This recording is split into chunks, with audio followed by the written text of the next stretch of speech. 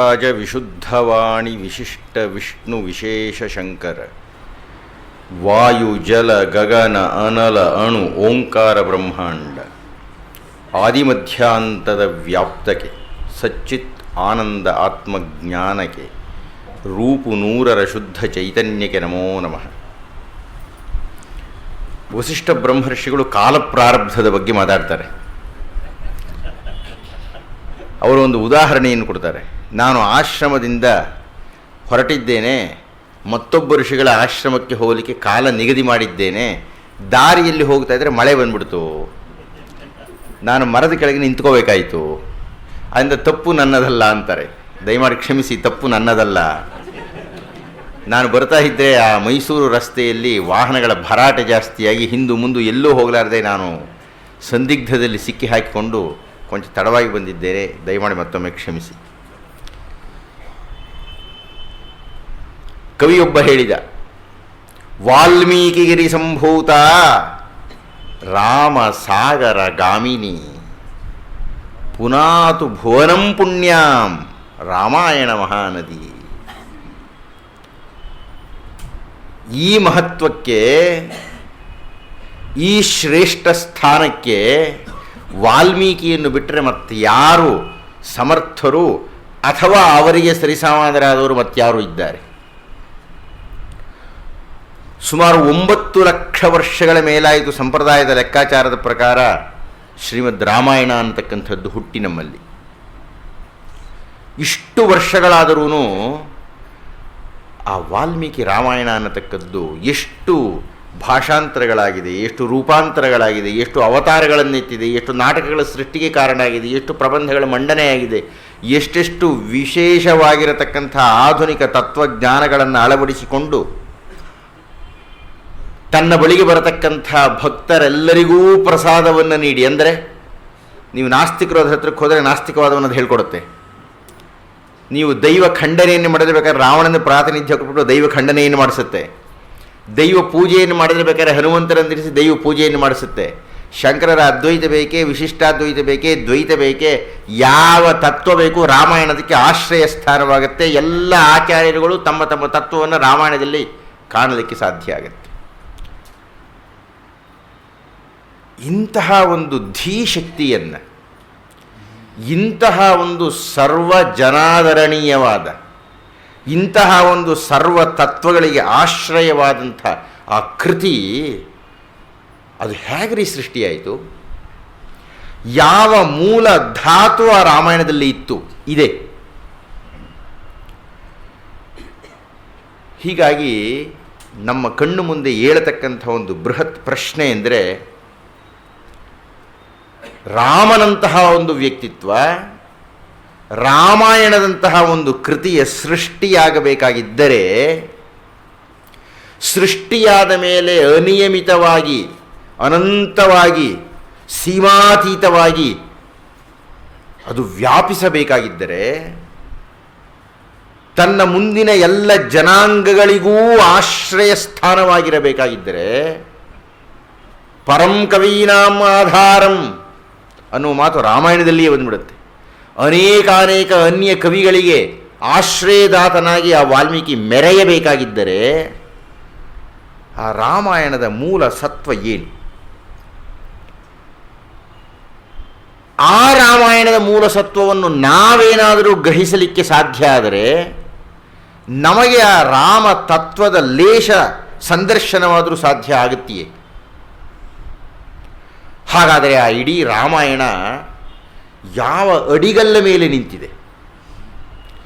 ಯಾವ ಆಧಾರದಿಂದಾಗಿ ರಾಮಾಯಣದ ಎಲ್ಲ ಪಾತ್ರಗಳು ವಿಜೃಂಭಿಸಿದೆ? ಅಥವಾ ಇಷ್ಟೆಲ್ಲ ಮಾತುಗಳಿಗೂ ಒಂದು ಪದವನ್ನು ಹೇಳುವುದಾದರೆ, ಏನದು ರಾಮಾಯಣದ ತತ್ವ? ಏನದು ರಾಮಾಯಣದ ಸಂದೇಶ? ಏನನ್ನು ನಾವು ರಾಮಾಯಣದಿಂದ ಕಲಿಯಬೇಕಾಗಿದೆ? ಸಾಮಾನ್ಯವಾಗಿ ಎಲ್ಲ ಮಹಾನ್ ಕವಿಗಳು, ನಾಟಕಕಾರರು ತಾವು ಮುಂದೆ ತಮ್ಮ ಕೃತಿಯಲ್ಲಿ ಏನನ್ನು ಹೇಳಲಿಕ್ಕೆ ಇದ್ದಾರೆ ಅನ್ನುವುದನ್ನು ಪ್ರಾರಂಭದಲ್ಲಿಯೇ ಅದನ್ನು ವ್ಯಕ್ತಪಡಿಸಿಬಿಡ್ತಾರೆ. ನಮ್ಮ ಶೇಕ್ಸ್ಪಿಯರ್ನ ದುರಂತ ನಾಟಕಗಳನ್ನು ನೋಡಿ. ಅಲ್ಲಿ ಒಂದು ನಾಟಕ ಆರಂಭ ಆಗ್ತಾ ಇದೆ ಅಂದರೆ I am sick at heart ಅಂತ. ಕ್ಷಮಿಸಿ, ನಾನು ಆಂಗ್ಲ ಭಾಷೆ ಹೇಳಲ್ಲ, ಉದ್ಧರಿಸಿ ಹೇಳ್ತಾ ಇದ್ದೀನಿ ಅಷ್ಟೇ, ಹೋಲಿಸ್ಲಿಕ್ಕೆ ಹೇಳ್ತಾ ಇದ್ದೀನಿ ಅಷ್ಟೇ ನಾನು ಅದನ್ನು. ಹೇಗೆ ಪಾಶ್ಚಾತ್ಯ ಮನಸ್ಸುಗಳು ಚಿಂತನೆ ಮಾಡುತ್ತೆ, ಪೌರ್ವಾತ್ಯ ಋಷಿಗಳು ಚಿಂತನೆ ಮಾಡ್ತಾರೆ ಅಂತ. I am sick at heart, ನನ್ನ ಹೃದಯದಲ್ಲಿ ಬೇನೆಯಾಗಿದೆ ಅಂತ ಆರಂಭ ಆಗುತ್ತೆ ನಾಟಕ. ಅಂದರೆ ನೀವು ತನ್ನನ್ನು ಅಧ್ಯಯನ ಮಾಡತಕ್ಕಂಥವರಿಗೆ ಯಾವ ಸಂದೇಶವನ್ನು ಕೊಡ್ತಾ ಇದ್ದೀರಿ ಅನ್ನುವುದನ್ನು ಆ ನಾಟಕಕಾರ ಹೇಳ್ತಾ ಇದ್ದಾನೆ. ಯಾಕೆಂದರೆ ದುರಂತ ನಾಟಕಗಳು ಆಂಗ್ಲೇಯ ನಾಟಕಗಳ ವೈಶಿಷ್ಟ್ಯ. ಏಕೆಂದರೆ ಅಂಥ ಕ್ರಿಶ್ಚಿಯನ್ ಧರ್ಮದ ನಿಲುವೇ ಅಂಥದ್ದು. ಮೊಣಕಾಲ ಮೇಲೆ ಊರಿ ತನ್ನ ದೇಹವನ್ನು, ಅಯ್ಯೋ ದೈವ ನನ್ನನ್ನು ಯಾಕಯ್ಯ ಹುಟ್ಟಿಸ್ದೆ, ನಾನು ಪಾಪ ಮಾಡಿ ಹುಟ್ಟಿದ್ದೇನಲ್ಲಪ್ಪ. ನಾನೇನು ಹಾಸ್ಯ ಮಾಡ್ತಾ ಇಲ್ಲ, ಅದು ಆ ಧರ್ಮದ ನಿಲುವು.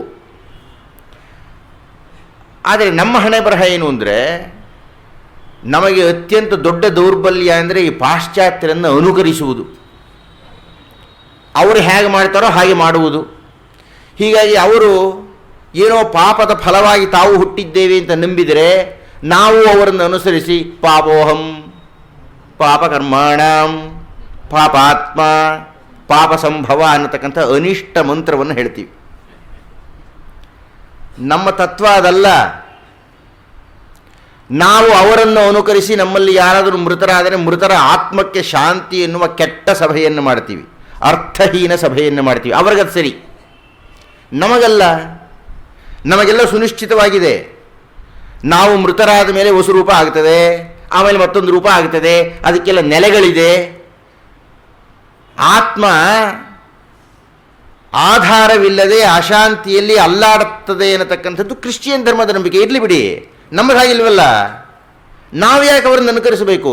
ನಾವು ಯಾಕೆ ಪಾಪಾತ್ಮ ಅಂತ ಹೇಳಬೇಕು? ನಾವು ಆ ಕೆಟ್ಟ ಮಂತ್ರವನ್ನು ಯಾರು ಹುಟ್ಟಿಸಿರೋ ಗೊತ್ತಿಲ್ಲ. ನಾವು ಅಮೃತಸ್ಯ ಪುತ್ರಾಹ, ನಾವು ಅಮೃತದ ಮಕ್ಕಳು ಕಣ್ರಿ. ನಾವು ಪಾಪದ ಮಕ್ಕಳ. ನಾವು ಪಾಪದ ಮಕ್ಕಳು ಅಂತ ಅವರು ಹೇಳಿದ್ದನ್ನು ಅನುಕರಿಸಿ ನಾವು ಪಾಪಾತ್ಮರಾಗಿ ಬಿಡ್ತೀವಿ. ಇಲ್ಲ, ನಾವು ಪುಣ್ಯಾತ್ಮ, ಪುಣ್ಯ ಸಂಭವ, ಪುಣ್ಯಕರ್ಮಾಣಂ ಅಂತ ಹೇಳಬೇಕು ನಾವು ಅದನ್ನು. ಯಾಕೆ ಎಂದರೆ ನಮ್ಮ ಋಷಿಗಳು ನಮಗೆ ಕೊಟ್ಟಂತಹ ಸಂದೇಶ ಅಂಥದ್ದು. ನಮ್ಮ ಜೀವನದ, ನಮ್ಮ ಬದುಕಿನ ಗುರಿ ಎನ್ನತಕ್ಕಂಥದ್ದು ಕತ್ತಲಿನಿಂದ ಬೆಳಕಿಗೆ ಹೋಗಬೇಕಾದ್ದು, ಕತ್ತಲಿನ ಕೂಪಕ್ಕೆ ಹೋಗಿ ಬೀಳುವುದಲ್ಲ. ಹುಟ್ಟಿದ ಹಬ್ಬದ ಆಚರಣೆಯಲ್ಲಿ ಮೇಣದ ಬತ್ತಿಯನ್ನು ಆರಿಸಿ ಕತ್ತಲನ್ನು ಸೃಷ್ಟಿ ಮಾಡುವುದಲ್ಲ. ಮಂಗಳಾರತಿಯನ್ನು ಎತ್ತತಕ್ಕದ್ದು, ನೀಲಾಂಜನವನ್ನು ಬೆಳಗತಕ್ಕದ್ದು. ಆದ್ದರಿಂದಲೇ ವಾಲ್ಮೀಕಿ ಮಹರ್ಷಿಗಳು ತಮ್ಮ ಕೃತಿಯ ಆರಂಭದ ತತ್ವವನ್ನು ರಾಮಾಯಣದ ಸಂದೇಶವಾಗಿ ನಮಗೆ ಹೇಳ್ತಾರೆ. ತಪಃ ಸ್ವಾಧ್ಯಾಯ ನಿರತಂ ತಪಸ್ವಿ ವಾಗ್ವಿದಾಂ ವರಂ. ಎಂಥ ಅದ್ಭುತವಾದ ಉದ್ಘಾಟನೆ ರಾಮಾಯಣದ್ದು. ತಪಃ ಸ್ವಾಧ್ಯಾಯ ನಿರತಂ. ಸ್ವಾಮಿ, ಇಡೀ ಭಾರತದ, ಇಡೀ ರಾಮಾಯಣದ, ಇಡೀ ನಮ್ಮ ಹೈಂದವಿ ಸಂಸ್ಕೃತಿಯ ಮೂಲಾಧಾರವಾಗಿರತಕ್ಕಂಥ ಎರಡು ಶಬ್ದಗಳಿಂದ ವಾಲ್ಮೀಕಿ ಮಹರ್ಷಿ ತನ್ನ ರಾಮಾಯಣವನ್ನು, ತನ್ನ ಆದಿಕಾವ್ಯವನ್ನು, ತನ್ನ ಮಹಾಕಾವ್ಯವನ್ನು ಉದ್ಘಾಟನೆ ಮಾಡ್ತಾನೆ. ಇಡೀ ರಾಮಾಯಣದ ತುಂಬ ಆ ಎರಡನ್ನೇ ವ್ಯಾಪ್ತ ಮಾಡಿಬಿಟ್ಟಿದ್ದಾನೆ. ತಪಃ ಸ್ವಾಧ್ಯಾಯ ನಿರತಂ.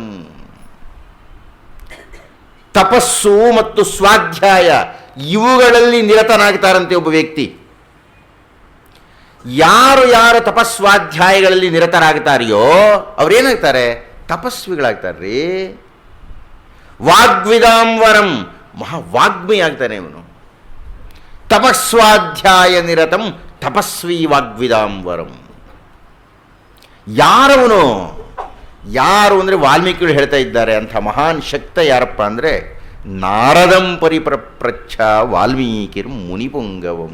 ಈ ಎರಡು ಗುಣಗಳೂ ಇರತಕ್ಕಂಥ ಮಹಾನ್ ಶಕ್ತ ಯಾರಪ್ಪ ಅಂದರೆ ನಾರದ ಮಹರ್ಷಿಗಳು. ವಾಸ್ತವವಾಗಿ ರಾಮಾಯಣ ಅನ್ನತಕ್ಕಂಥದ್ದು ಪ್ರಪಂಚಕ್ಕೆ ಬಂದಿದ್ದು ನಾರದರ ಬಾಯಿನಿಂದ. ವಾಲ್ಮೀಕಿಗಳು ಅದನ್ನು ರಚನೆ ಮಾಡಿದರು. ವಾಲ್ಮೀಕಿಗಳಿಗೆ ರಾಮಾಯಣದ ಕಥೆಯನ್ನು ಹೇಳಿದ್ದು ನಾರದರು. ನಾರದರ ಹೆಸರನ್ನು ನೋಡಿ. ನನಗೆ ಆ ಮೊದಲನೆಯ ಶ್ಲೋಕ ತನ್ನ ಪ್ರಕಾಶವನ್ನು ಬೀರೋದಕ್ಕೆ ಸುಮಾರು ವರ್ಷಗಳು ತಗೊಳ್ತು. ಅಥವಾ ನಾನು ಬಹಳಷ್ಟು ವರ್ಷ ತಗೊಂಡೆ ಆ ಶ್ಲೋಕವನ್ನು ಅರ್ಥ ಮಾಡಿಕೊಳ್ಳಿಕ್ಕೆ. ನನಗನ್ನಿಸ್ತಾ ಇತ್ತು, ಏನಿದು ರಾಮಾಯಣದ ಉದ್ಘಾಟನೆಯಲ್ಲಿ ಯಾರಿಗೂ ಹೆಸರಿಲ್ಲ, ನಾರದರ ಹೆಸರು ಯಾಕೆ ಬಂದ್ಬಿಡ್ತು? ಯಾಕೆ ನಾರದರ ಹೆಸರು ಬಂತು ಅಂದರೆ, ಪುರುಷಾರ್ಥಗಳಲ್ಲಿ ಕೊನೆಯದಾದ ಮೋಕ್ಷ ನಮ್ಮ ಗುರಿ. ಧರ್ಮಾರ್ಥ ಕಾಮ ಮೋಕ್ಷಗಳಲ್ಲಿ ಈ ಮೂರನ್ನು ಮೀರಿ ಮೋಕ್ಷಕ್ಕೆ ಹೋಗಬೇಕು ಅನ್ನತಕ್ಕಂಥದ್ದು ಭಾರತೀಯರ ಕಲ್ಪನೆ. ನಮ್ಮೆಲ್ಲರ ಪ್ರಯತ್ನ ಧಾರ್ಮಿಕರಾಗಿದ್ದು ಕಾಮವನ್ನು ಅನುಭವಿಸಿ ಅರ್ಥವನ್ನು ಅರ್ಜಿಸಿ ಎಲ್ಲವನ್ನೂ ಸಮಾಪ್ತಿ ಮಾಡಿ ಮೋಕ್ಷದ ದಾರಿಯಲ್ಲಿ ಪಯಣಿಗರಾಗಬೇಕು ಅಂತ. ವಾಲ್ಮೀಕಿ ಮಹರ್ಷಿಗಳು ಅದನ್ನು ನಿಮ್ಮ ಮುಂದೆ ಪೃಥಕ್ಕಾಗಿ ತೋರಿಸ್ತಾ ಇದ್ದಾರೆ. ನಾರದನ ಹೆಸರನ್ನು ಹೇಳಿ ರಾಮಾಯಣದ ಕೊನೆಯಲ್ಲಿ ಆ ಬ್ರಹ್ಮನ ಆಗಮನ ಆಗತ್ತಲ್ಲ, ಅಥವಾ ಉತ್ತರಕಾಂಡವನ್ನೂ ಸೇರಿಸಿಕೊಂಡೆ ಮತ್ತೆ ಬ್ರಹ್ಮನ ಆಗಮನ ಆಗತ್ತಲ್ಲ, ಆ ಮೋಕ್ಷಗಾಮಿತ್ವದ ದೃಷ್ಟಿಯನ್ನು ಸ್ಥಾಪನೆ ಮಾಡಲಿಕ್ಕೆ ನಾರದನ ಹೆಸರನ್ನು ಹೇಳ್ತಾರೆ ವಾಲ್ಮೀಕಿ ಮಹರ್ಷಿಗಳು. ಯಾಕೆ? ನಾರದ ಅಂದರೆ ಅದೇ ಅರ್ಥ ಅಲ್ಲೇನ್ರಿ, ನಾರಂ ದದಾತಿ ನಾರದ. ನಾರಂ ಅಂದರೆ ಮೋಕ್ಷ ಅಂತ. ಮೋಕ್ಷವನ್ನು ನಿಮಗೆ ಯಾರು ಕೊಡ್ತಾರೆಯೋ ಅವನು ನಾರದ ಮಹರ್ಷಿ. ನಾರದನನ್ನು ನಾವು ಆ ಕೆಟ್ಟ ಚಲನಚಿತ್ರಗಳನ್ನು ನಾಟಕಗಳನ್ನು ನೋಡಿ ಬಹಳ ಕೆಟ್ಟದಾಗಿ ಮಾಡ್ತೀವಿ. ಕಲಹಪ್ರಿಯ ಅಂತೀವಿ, ತಂದಿಡ್ತಾನೆ ಅಂತೀವಿ. ಇದೆಲ್ಲ ಬಹಳ ಲಘುವಾಗಿ ಮಾತನಾಡ್ತಕ್ಕಂಥದ್ದು. ಬಹಳ ದೊಡ್ಡ ಬ್ರಹ್ಮರ್ಷಿ ಆತ. ವಾಲ್ಮೀಕಿಯಂತಹ ಮಹರ್ಷಿಗಳೇ ಸಾಷ್ಟಾಂಗವೆರಗಿ ನಮಸ್ಕಾರಕ್ಕೆ ಪೂಜನೀಯವಾಗಿರತಕ್ಕಂಥ ಸ್ಥಾನದಲ್ಲಿ ಇಟ್ಟು ಪೂಜೆಗೆ ಅರ್ಹನಾಗತಕ್ಕಂಥ ವ್ಯಕ್ತಿ ನಾರದ ಮಹರ್ಷಿ. ಹೀಗಾಗಿ ರಾಮಾಯಣದಲ್ಲಿ ಬರತಕ್ಕಂಥ ಮೊಟ್ಟ ಮೊದಲನೆಯ ಹೆಸರು ನಾರದರು. ತಪಸ್ಸನ್ನು ಸ್ವಾಧ್ಯಾಯವನ್ನು ಪ್ರತಿನಿಧಿಸತಕ್ಕವರು, ತಪಸ್ವಿಯಾದವರು, ವಾಗ್ವಿದರಾದವರು. ಆದ್ದರಿಂದ ರಾಮಾಯಣದ ಮಹತ್ ಸಂದೇಶ ಏನು ಅಂತ ಹೇಳಿದರೆ, ರಾಮನ ವ್ಯಕ್ತಿತ್ವವನ್ನು ನಾವು ನಮ್ಮ ಕಣ್ಣ ಮುಂದೆ ನಿಲ್ಲಿಸಬೇಕಾಗಿದ್ದರೆ, ತಪಸ್ವಿಯಾಗಬೇಕಾಗಿದ್ದರೆ, ಸೃಷ್ಟಿಯನ್ನು ಮಾಡಬೇಕಾಗಿದ್ದರೆ, ಜೀವನದಲ್ಲಿ ಸಾಧಿಸಬೇಕಾಗಿದ್ದರೆ ನಮ್ಮ ಕಣ್ಣು ಮುಂದೆ ಇರತಕ್ಕಂಥ ಎರಡೇ ಎರಡು ಸಂದೇಶಗಳು ರಾಮಾಯಣದ್ದು. ಅಂದರೆ ಒಂದು ತಪಸ್ಸು, ಇನ್ನೊಂದು ಸ್ವಾಧ್ಯಾಯ. ನೀವು ಯಾವುದೇ ವೃತ್ತಿಯನ್ನು ಮಾಡಿ, ನಿಮ್ಮ ಗುರಿ ಯಾವುದೇ ಇರಲಿ, ನೀವು ತಪಸ್ಸು ಮಾಡಬೇಕು. ವಿದ್ಯಾರ್ಥಿಯಾಗಿದ್ದೀರಾ, ಗೃಹಸ್ಥರಾಗಿದ್ದೀರಾ, ವರ್ತಕರಾಗಿದ್ದೀರಾ, ಉಪಾಧ್ಯಾಯರಾಗಿದ್ದೀರಾ, ತಂತ್ರಜ್ಞರಾಗಿದ್ದೀರಾ, ಒಬ್ಬ ಸಮಾಜ ಸೇವಕರಾಗಿದ್ದೀರಾ, ನೀವು ಯಾರೇ ಆಗಿರಿ, ನೀವು ನಿಮ್ಮ ನಿಮ್ಮ ಕಾರ್ಯಗಳಲ್ಲಿ ತಪಸ್ಸನ್ನು ಮಾಡಿದರೆ ನೀವು ತಪಸ್ವಿಗಳಾಗಿಬಿಡ್ತೀರಿ. ಅಂದರೆ ನಿಮ್ಮ ಕಾರ್ಯದಲ್ಲಿ ಅದ್ಭುತವಾಗಿರತಕ್ಕ ಯಶಸ್ಸನ್ನು ಸಾಧಿಸಿಬಿಡ್ತೀರಿ. ಅಂತಹ ತಪಸ್ವಿಗಳು ನಮ್ಮ ಎಲ್ಲರ ಜೀವನದಲ್ಲಿಯೂ ನಮ್ಮ ಕಣ್ಣಿಗೆ ಕಾಣಿಸ್ತಕ್ಕಂಥವರು ತಾಯಿ ಮತ್ತು ತಂದೆ. ತಾಯಿಯ ತಪಸ್ಸಿನ ಫಲವಾಗಿ ನಾವೆಲ್ಲ ಬೆಳಿತೀವಿ. ಆ ತಾಯಿಯ ತಪಸ್ಸು ನೋಡಿ, ನಮಗೆಲ್ಲರಿಗೂ ಈ ವಾಕ್ಯವನ್ನು ಒಪ್ಪಿಕೊಳ್ಳತಕ್ಕಂಥ ಇಷ್ಟ ಇದೆ. ನಮ್ಮ ತಂದೆ ತಾಯಿಗಳು, ನಮ್ಮ ತಾಯಿ ನಾವು ಮಗುವಾಗಿದ್ದಾಗ ಆ ಮಾಡಿದ ಅಡುಗೆಯ ರುಚಿ ಅನಂತರ ನಮಗೆ ಸಿಗ್ಲಿಕ್ಕೆ ಸಾಧ್ಯವೇ ಇಲ್ಲ. ನನಗನಕ ಸಿಕ್ಕಿಲ್ಲ ಸ್ವಾಮಿ. ಯಾವುದೋ ಒಂದು ಕಾಳಿನ ಹುಳಿಯನ್ನು ಮಾಡಿದಂಥ ಸುಗಂಧ ಇನ್ನೂ ನನ್ನ ನೆನಪಿಗೆ ಬರ್ತದೆ, ಸುಮಾರು 35 ವರ್ಷಗಳ ಹಿಂದಿನ ಮಾತು. ಹೇಗೆ ಸಾಧ್ಯ? ಎಲ್ಲರ ತಾಯಿನೂ ಹೌದು. ಹೇಗೆ ಸಾಧ್ಯ? ಹೇಗೆ ಸಾಧ್ಯ ಅಂದರೆ ಆ ತಾಯಿ ಎರಡು ಪ್ರಧಾನ ಅಂಶಗಳನ್ನು ತನ್ನ ಅಡುಗೆಯಲ್ಲಿ, ತನ್ನ ತಪಸ್ಸಿನಲ್ಲಿ ಅಳವಡಿಸಿಕೊಂಡು ಬಿಡ್ತಾಳೆ. ಒಂದು ತ್ಯಾಗ, ಒಂದು ಪ್ರೇಮ. ಈ ಎರಡನ್ನೂ ಅಳವಡಿಸಿಕೊಂಡು ಆ ಖಾದ್ಯದ ಸೃಷ್ಟಿಯಾಗತ್ತೆ. ನೀವು ದಯಮಾಡಿ ಗಮನಿಸಿ, ನಾವು ಯಾರಾದರೂ ಬಾಯಿಗೆ ತುತ್ತಿಡೋಕೆ ಹೋಲಿ, ಬಾಯಿಗೆ ಹಾಕಿಟ್ರೆ ಆ ಅಂತ ನಾವು ಬಾಯಿ ತೆಗೆದುಬಿಡ್ತೀವಿ. ಭಾಳ ಸಹಜವಾಗಿ ನೋಡುತ್ತೆ ಇದು. ಆದರೆ ತಾಯಿ ತನ್ನದನ್ನೆಲ್ಲ ನಿಮಗೆ ಕೊಡ್ತಾನೆ ಇರ್ತಾಳೆ. ಆ ಅನ್ನೋಕೆ ಹೋಗಲ್ಲ, ನಿಮ್ಮ ಆ ಅಂದ ಬಾಯಿಗೆ ತುಂಬುತ್ತಾ ಇರ್ತಾಳೆ. ಅಥವಾ ತಂದೆಯಾಗಿರುವವನು, ಎಲ್ಲರೂ ಅಷ್ಟೇ, ನಿಜವಾದ ತಂದೆಯಾಗಿರುವವನು ತ್ಯಾಗಮೂರ್ತಿಯವನು. ತನ್ನ ಸುಖಗಳನ್ನೆಲ್ಲ ತನ್ನ ಮಕ್ಕಳಿಗಾಗಿ ವಿನಿಯೋಗಿಸ್ತಾ ಇರ್ತಾನೆ. ಅವನ ಸಂಪಾದನೆಯನ್ನೆಲ್ಲ ಮಕ್ಕಳ ಶ್ರೇಯೋಭಿವೃದ್ಧಿಯಲ್ಲಿರ್ತಾನೆ. ಅವನೇ ನಿಜವಾದ ತಂದೆ ತಾನೆ. ಇವರ ತಪಸ್ವಿಗಳಲ್ಲದೆ ಇನ್ಯಾರು? ಅಥವಾ ಯಾವನಾದರೂ ಒಬ್ಬ ಯೋಗ್ಯ ಗುರು, ಅವನು ಕಷ್ಟಪಟ್ಟು ಅಧ್ಯಯನ ಮಾಡ್ತಾನೆ, ಅವನು ಅದರ ಆಳಕ್ಕೆ ಹೋಗ್ತಾನೆ, ಭಾಳ ಸುಲಭವಾಗಿ ವಿದ್ಯಾರ್ಥಿಗಳು ಕೊಟ್ಬಿಡ್ತಾನೆ. ನಿಜವಾದ ಗುರುವಾಗಿದ್ದರೆ. ಕೆಟ್ಟ ಗುರುಗಳಾಗಿದ್ದರೆ ವಿದ್ಯಾರ್ಥಿಗಳು ಪ್ರಶ್ನೆ ಕೇಳಿದ್ರೆ ಸಿಟ್ಟು ಮಾಡ್ಕೊಳ್ತಾರೆ. ಯಾವ ಉಪಾಧ್ಯಾಯ ಸಿಟ್ಟು ಮಾಡ್ಕೊಳ್ತಾನೆ ಅವನು ಒಳ್ಳೆ ಗುರು ಅಲ್ಲ. ಅವನು ಇಲ್ಲ, ಅವನಿಗೇನೋ ಅಯೋಗ್ಯತೆ ಇದೆ, ಬಿಡಿ ಇರಲಿ, ಅಂದರೆ ಈ ತಪಸ್ಸನ್ನು ನಾವು ನಮ್ಮ ತಾಯಿ ತಂದೆಗಳಲ್ಲಿ ಕಾಣ್ತೀವಿ. ಅಂತಹ ತಂದೆಯಾಗಿ ನಮಗೆ ದಶರಥ ಕಾಣಿಸ್ತಾನೆ, ಅಂತಹ ತಾಯಿಯಾಗಿ ಸೀತಾದೇವಿ ಕಾಣಿಸ್ತಾಳೆ ನಮಗೆ. ಅಂತಹ ತಪಸ್ವಿಯಾಗಿ ಶ್ರೀರಾಮಚಂದ್ರ ಕಾಣಿಸ್ತಾನೆ. ಅದಕ್ಕೆ ಇವನು ಹೇಳಿದ, ನಿನ್ನೆ ಹೇಳಿದ ಮಾತನ್ನು, ವಿದ್ಧಿ ಮಾಂ ಋಷಿಭಿಸ್ತುಲ್ಯಂ. ರಾಮ ಹೇಳ್ತಾನೆ ನಾನು ಋಷಿ ಅಂತ, ವಾಲ್ಮೀಕಿಗಳು ಹೇಳ್ತಾರೆ ತಪಸ್ಸು ಅಂತ. ಋಷಿಯ ಕರ್ತವ್ಯ ತಪಸ್ತಾನೆ. ಆದ್ದರಿಂದಲೇ ನಮ್ಮಲ್ಲಿ ಒಂದು ಹೇಳಿಕೆ ಹೊರಟಿದೆ, ನಾನ್ ಋಷಿ ಕುರುತೆ ಕಾವ್ಯಂ.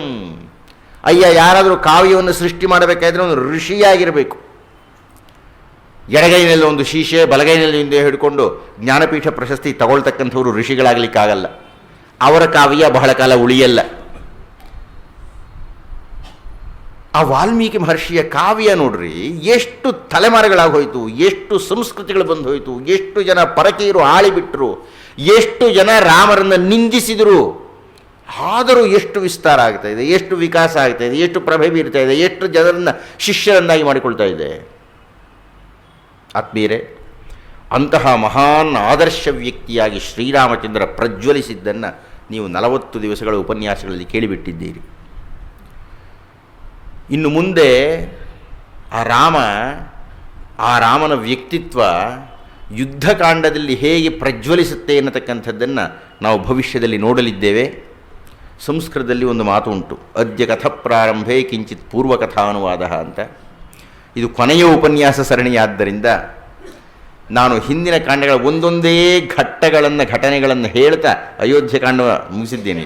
ಯುದ್ಧಕಾಂಡವನ್ನು ಆರಂಭ ಮಾಡ್ತೀನಿ ನಾನು. ನನಗೆ ಅರಣ್ಯಕಾಂಡದಲ್ಲಿ ಒಂದೇ ಒಂದು ಪ್ರಸಂಗವನ್ನು ನಿಮ್ಮ ಮುಂದೆ ಚರ್ಚೆ ಮಾಡುವ ಇಷ್ಟ ಇದೆ. ಯಾಕೆ ಎಂದರೆ,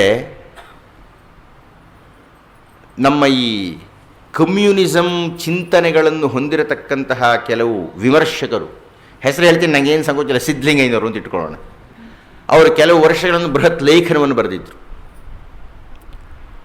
ಆ ಲೇಖನದ ಮೂಲ ಸತ್ವ ಇಷ್ಟು: ಈ ರಾಮ, ಲಕ್ಷ್ಮಣ, ಸೀತೆ ಇವರೆಲ್ಲ ಇದ್ದಾರಲ್ಲ, ಇವರೆಲ್ಲ ಮೇಲು ದರ್ಜೆಯವರು. ಒಪ್ಕೊಳ್ತೀನಿ, ಅವರೆಲ್ಲ ಮೇಲು ದರ್ಜೆಯವರೇ. ಇವರು ಹಾಗೆ ಹೇಳ್ತಾ ಇಲ್ಲ, ಅವರು ಮೇಲು ದರ್ಜೆಯವರು. ಈ ಶೂರ್ಪನಖೆ ಇದ್ದಾಳಲ್ಲ, ಇವಳು ಸ್ವಲ್ಪ ದಕ್ಷಿಣ ಭಾರತದ ಹೆಣ್ಣು, ಅವರು ಆರ್ಯರು ಉತ್ತರ ಭಾರತದವರು. ಎಷ್ಟು ಚೆನ್ನಾಗಿ ನಮ್ಮಲ್ಲಿ ಒಡಕನ್ನು ಬಿತ್ತುತ್ತಾರೆ ನೋಡಿ ಈ ವಾದಗಳನ್ನೆಲ್ಲ ಮಂಡನೆ ಮಾಡಿ. ಈ ದಕ್ಷಿಣ ಭಾರತದ ಶೂರ್ಪನಖಿಯನ್ನ ರಾಮ ಲಕ್ಷ್ಮಣರು, ಬಹಳ ದೊಡ್ಡ ಮನುಷ್ಯರಿವರು, ಅವಳ ಮೂಗು ಕಿವಿಗಳನ್ನು ಕತ್ತರಿಸಿಬಿಟ್ರು. ಏನು ಸ್ವಾಮಿ, ಒಂದು ಹೆಣ್ಣಿಗೆ ತನ್ನ ಪ್ರೇಮವನ್ನು ಯಾಚನೆ ಮಾಡತಕ್ಕಂಥ ಸ್ವತಂತ್ರ ಇಲ್ವಾ? ಕೇಳ್ಕೊಡ್ದ ಅವಳು, ಅದಕ್ಕೆ ಮೂಗು ಕಿವಿಗಳನ್ನು ಕತ್ತರಿಸ್ತಕ್ಕಂಥ ಶಿಕ್ಷೆನೆ. ಈ ರಾಮ ಅನ್ನತಕ್ಕಂಥವನನ್ನು ಅಷ್ಟೊಂದು ಸುಸಂಸ್ಕೃತವಂತ ಅಂತ ಮಾತಾಡ್ತಿರಲ್ಲ ನೀವು. ಪ್ರೇಮ ಯಾಚನೆಯನ್ನು ಮಾಡಿದ್ದಕ್ಕೆ ಮೂಗು ಕಿವಿಗಳನ್ನು ಕತ್ತರಿಸ್ತಕ್ಕಂಥದ್ದು ಯಾವ ಸಂಸ್ಕೃತಿಯ ಲಕ್ಷಣ? ಅಥವಾ ಇದು ಸ್ತ್ರೀಯರ ಮೇಲೆ ಪುರುಷರ ದಬ್ಬಾಳಿಕೆ. ಇದು ಮುಪ್ಪಾಳ ರಂಗನಾಯಕಮ್ಮ ಬರೀತಾರೆ ಅವರ ರಾಮನ ವಿಷವೃಕ್ಷದಲ್ಲಿ, ರಾಮ ಎಂಥ ಸ್ತ್ರೀ ವಿರೋಧಿ. ಅದಕ್ಕೆ ಇದೊಂದು ಉದಾಹರಣೆ. ಹಾಗೆ ನೋಡಿದರೆ ರಾವಣ ಬಹಳ ಸುಸಂಸ್ಕೃತ. ಯಾಕೆ ಎಂದರೆ ಅವನು ಸೀತೆಯನ್ನು ಯಾಕೆ ಕರ್ಕೊಂಡು ಬಂದ ಗೊತ್ತಾ? ತನ್ನ ತಂಗಿಯಾಗಿರತಕ್ಕಂಥ ಶೂರ್ಪನಖಿಗೆ ಮುಖಭಂಗ ಮಾಡಿದ್ದರಿಂದ ಪರೋಕ್ಷವಾಗಿ ರಾಮನಿಗೆ ಮುಖಭಂಗ ಮಾಡೋಣ, ಅವನನ್ನು ಸೋಲಿಸೋಣ, ಅವನನ್ನು ನೋಯಿಸೋಣ, ನನ್ನ ತಂಗಿಗೆ ಹೀಗೆ ಮಾಡಿದ್ದೀಯಾ, ನಿನ್ನ ಹೆಂಡತಿಗೆ ನಾನು ಹೀಗೆ ಮಾಡ್ತೀನಿ ಅಂತ ಎತ್ಕೊಂಡು ಹೋಗಿ ಸೀತೆಯ ಮೂಗು ಕಿವಿಗಳನ್ನು ಹರಿಬೇಕಾಗಿತ್ತು, ಅವನು ಹರಿದಿಲ್ಲ. ಆದ್ದರಿಂದ ರಾವಣ ಸುಸಂಸ್ಕೃತ. ಅಯ್ಯೋ ಪಾಪ, ಶೂರ್ಪನಖಿ ಪ್ರೇಮಿ, ಮಹಾನ್ ಪ್ರೇಮಿ, ಇವರು ಅಯೋಗ್ಯರು. ಈ ಅರ್ಥದಲ್ಲಿ ಬಹುಶಃ ಇನ್ನೂ ಕೆಟ್ಟದಾಗಿ ಆ ಲೇಖನದಲ್ಲೆಲ್ಲ ವಿವರಣೆ ಮಾಡಿದ್ದಾರೆ. ಇದನ್ನು ಕುರಿತು ಹಲವಾರು ಸಭೆಗಳಲ್ಲಿ ಪ್ರಚಾರ ಮಾಡ್ತಾರೆ. ಮುಂದೆ ಕೂತಿರೋ ಅವ್ರು ಹೇಳಿದ ಮಾತನ್ನು ಕೇಳಿ ಚೆನ್ನಾಗಿ ಚಪ್ಪಾಳಿಯೂ ತಟ್ಟು ಬಿಡ್ತಾರೆ. ನಾನು ಪ್ರಾರ್ಥನೆ ಮಾಡ್ತೀನಿ, ದಯಮಾಡಿ ರಾಮಾಯಣನ ಓದ್ರಿ. ಮಾತಾಡೋಕೆ ಮುಂಚೆ ಓದಿ, ಮುಂದೆ ಕೂತ್ಕೊಂಡಿರೋರು ಮಾತು ಕೇಳಿ ಚಪ್ಪಾಳೆ ಹೊಡೆದವರು ರಾಮಾಯಣ ಓದಿ. ಆ ಪ್ರಸಂಗ ಎಂಥದ್ದು? ಶೂರ್ಪನಖಿ ಬಂದಿದ್ದಾಳೆ.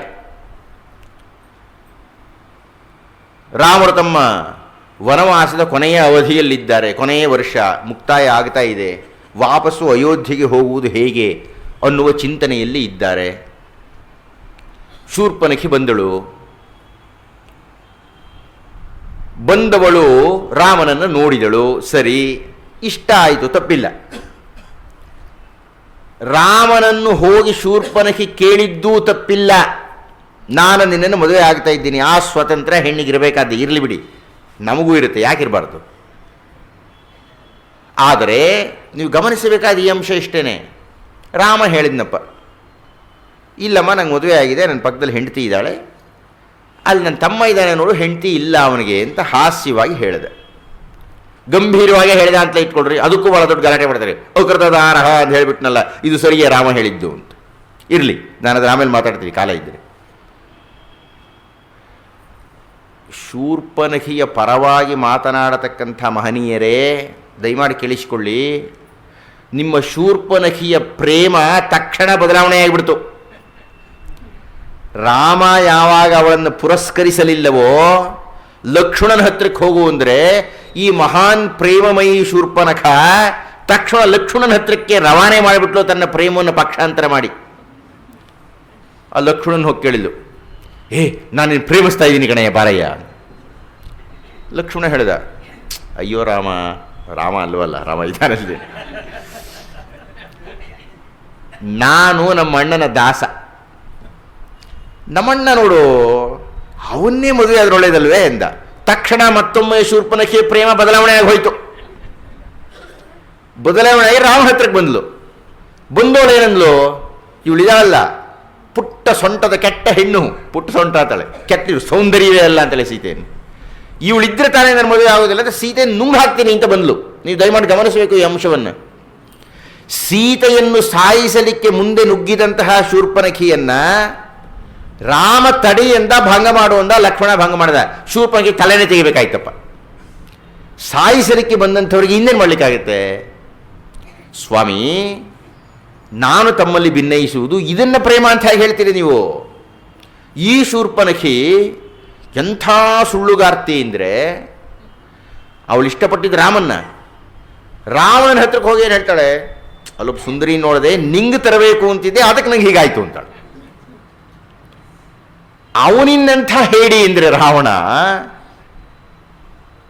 ನೇರವಾಗಿ ಹೋದ್ನೆ, ತಪ್ಪು ಅಂತ ಅವನಿಗೆ ಗೊತ್ತಿದೆ, ಅವನಿಗೆ ಹೆದರಿಕೆ ಇದೆ. ಅಲ್ಲಿ ತನಕ ಅವನು ಮಹಾಧೀರ ಮಹಾಶೂರ, ಏನೇನೋ ಮಾಡಿದ್ದ. ಆದರೆ ಕದ್ದು ಮುಚ್ಚಿ ತಂದ ಸೀತೆಯನ್ನು. ಈ ಸೀತೆಯ ಅಪಹರಣದ ಸಂದರ್ಭದಲ್ಲಿ ನಾನು 2 ಅಂಶಗಳನ್ನು ನಿಮಗೆ ಗಮನಕ್ಕೆ ತರಬೇಕಾಗಿದೆ. ಮೊದಲನೆಯ ಅಂಶ, ಬಹಳ ಜನ ವಾದ ಮಾಡ್ತಾರೆ, ರಾವಣನನ್ನು ಕಥಾನಾಯಕನನ್ನಾಗಿ ಇಟ್ಟುಕೊಂಡವರು ಮಾಡತಕ್ಕಂಥ ವಾದ ಇದು.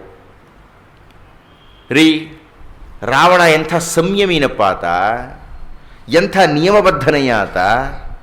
ಸೀತೆಯನ್ನೇನು ಬಲವಂತ ಮಾಡಿದ್ದ ಅವನು? ಅಷ್ಟು ತಿಂಗಳುಗಳು ಇಟ್ಟುಕೊಂಡಿದ್ನಲ್ಲ ಅವನು, ಎಂದಾದರೂ ಸೀತೆಯನ್ನ ಬಲವಂತ ಮಾಡಿದ್ದಾನೋ? ಅಷ್ಟರ ಮಟ್ಟಿಗೆ ರಾವಣನ ಪ್ರಶಂಸೆ ಮಾಡಬೇಕು ತಾನೆ ನಾವು, ಅಲ್ವೇ ಅಂತ ನಾವು ತಲೆದೂಗಿದ್ದೆ. ಅದು ಸುಳ್ಳು. ಅದು ರಾವಣನ ವ್ಯಕ್ತಿತ್ವ ಅಲ್ಲ.